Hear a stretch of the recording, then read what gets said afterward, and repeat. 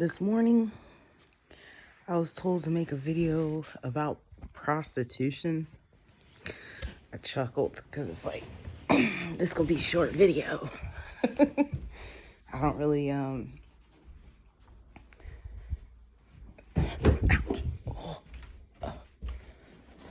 When I was 21 years old, I was dancing at a strip club called Rachel's in Columbus, Ohio.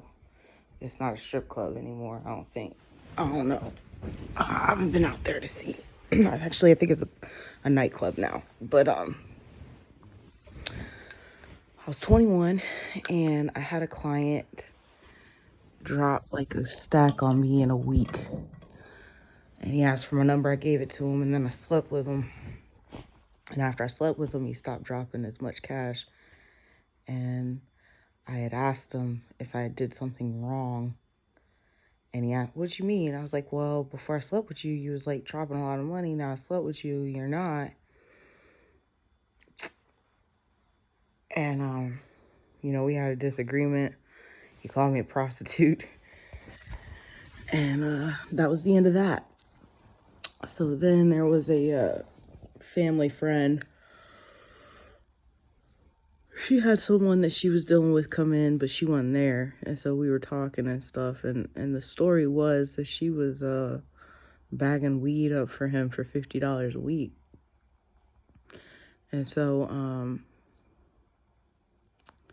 I didn't really see this individual as a threat. He asked for my number, I gave it to him. When we finally linked up, he's asking to fuck and shit like that. And I was joking. I said, that's going to cost you $200. And he put the money on the table and I did it. She finds out about it. It causes a fallout between her and I. But the reason that it caused a fallout is because that $50 story she was talking about, it wasn't true. She was sleeping with him once a week for $50. And in one shot, I got as much as she gets in a month from him. That irritated her soul, honey. After that, I never did anything like that again. Now, there's a few things that I like. I am a voyeur.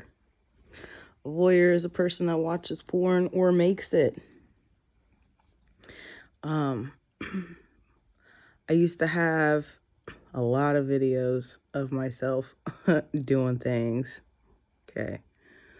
But there was never any intention to sell these videos or do anything with them. I use them for personal purpose. There's nothing more hardcore than masturbating to your own sex video.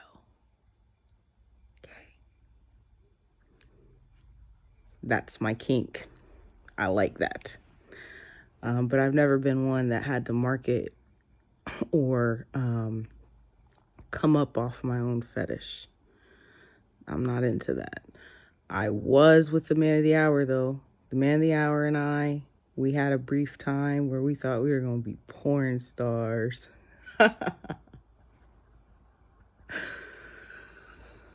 We discussed it. But if any of you convince that man to post these videos, you are about to get your ass whooped.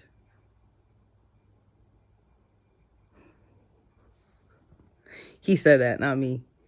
He said that, not me. I don't know if he did or not, but I have a feeling that he did based off of wording in a certain conversation that we had last summer. I have never posted any videos for money. After the age of 21, I've never slept with anyone for money.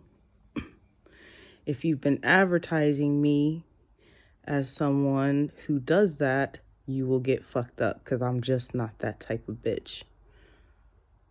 Never been. Those two experiences were isolated experiences that I needed. I needed that. Do you have what it takes to be a prostitute? No, I don't. I don't.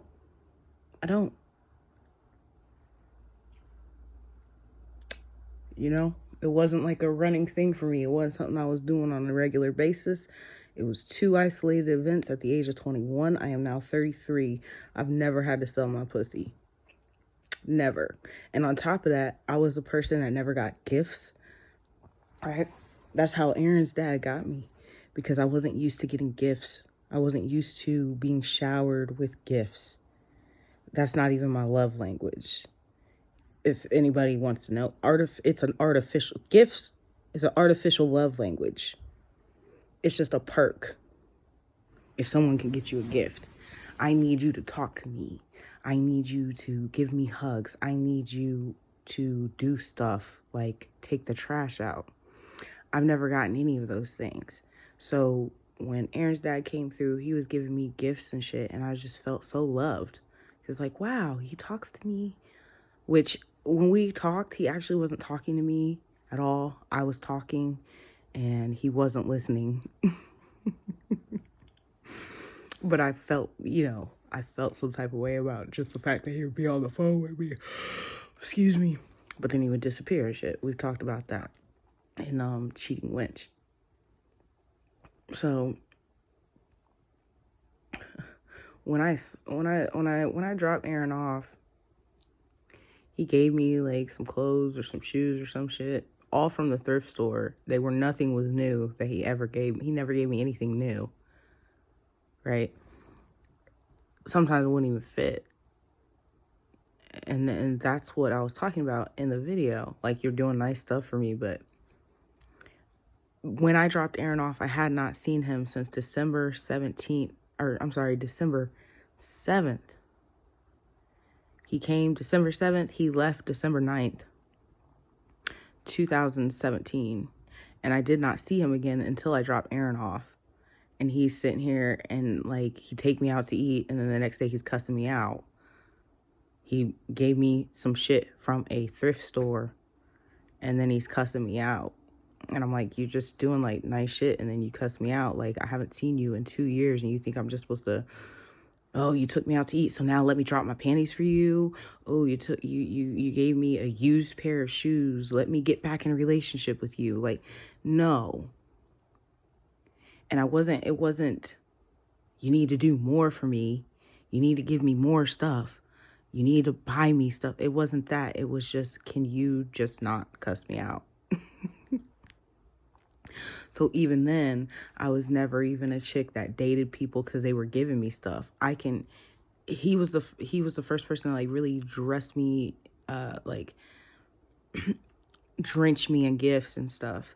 But like, when I was 19, the guy that I tricked into believing that my oldest son was his, he bought me a Coogee outfit and he bought me a pair of Coach sunglasses. And the entire time that we were dating, and we dated for like 3 years, you know what I'm saying, off and on. I've never been someone to fuck for gifts. I've never been someone to get gifts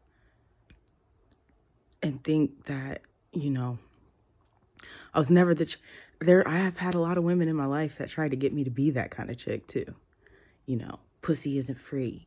But I just never had the skills to do that type of stuff.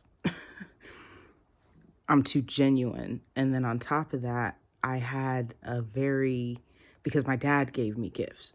So it was a trigger, really, to like have someone who would give me gifts. It's a trigger.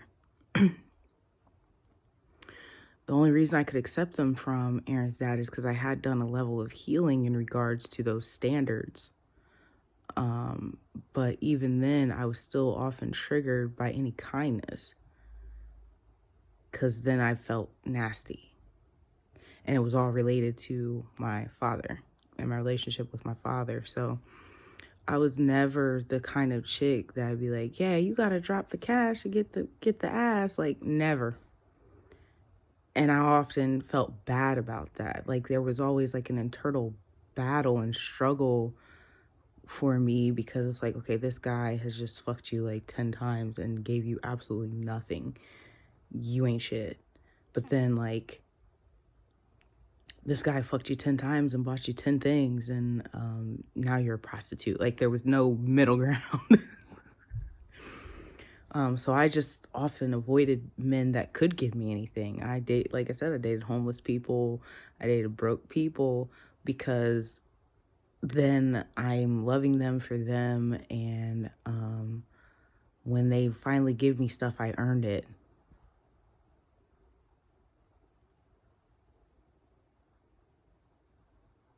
Because I was with them when they had nothing.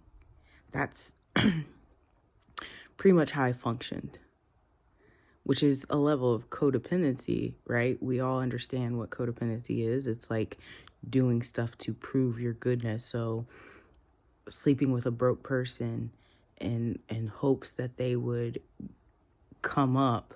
When they come up, then they'll bless me and I'll be deserving of that blessing, rather than, just think that I'm deserving all the time.